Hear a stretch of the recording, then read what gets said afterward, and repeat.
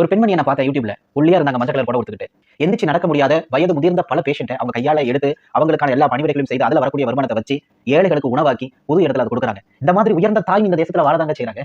இப்படிப்பட்டவர்களுக்கு மத்தியில நீங்க எப்படி பொழப்ப ஓட்டிட்டு இருக்கீங்க நினைச்சு பாருங்க. வெட்கப்படணும் இதற்கெல்லாம்.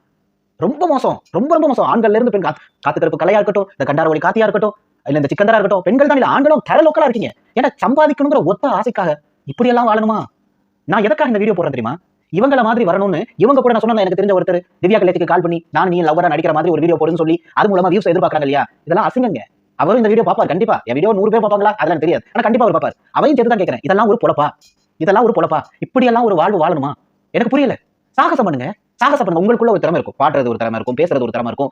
நிறைய விஷயங்கள் இருக்கும். நல்லா சமைப்பீங்க. நிறைய விஷயங்கள் உங்களுக்குள்ள ஒளிஞ்சிருக்கும். அதை வெளிக்கொண்டு வாங்க. சமூகத்துக்கு மத்தியில அதை சமர்ப்பீங்க. காட்டுங்க. இந்த பாருங்க என்கிட்ட இவ்வளவு திறமை இருக்கு. அதை பார்த்து இம்ப்ரெஸ் ஆகட்டும். டான்ஸ் ஆடுங்க நல்லா இருக்கு. இல்ல வேற ஏதாவது ஒரு ஆக்டிவிட்டி ஜிம்முக்கு போயிட்டு நிறைய பேர் சாட்டியா அதுக்குன்னு நான் தனி வீடியோ போடுறேன்.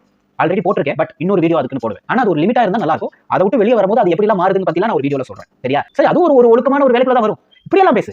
இதை விட்டுட்டு என்னென்ன நாம பேசிக்கிட்டு பிரக்கியான ஒரு பொண்ணு கிடக்கு. அது தெரியுமா உங்களுக்கு? கல்யாணம் பேசி வச்சாங்க. அந்த பையனுக்கு நிச்சயதார்த்தம் எல்லாம் முடிச்சிட்டு கடைசியில அந்த பையனை பிடிக்கலன்னு சொல்லி அவங்க அப்பாவோட தனியா போய் அந்த பொண்ணுடைய அம்மா வந்துட்டு ஒரு டீச்சர். அந்த அம்மாவும் அவங்களுடைய பையனும் வந்துட்டு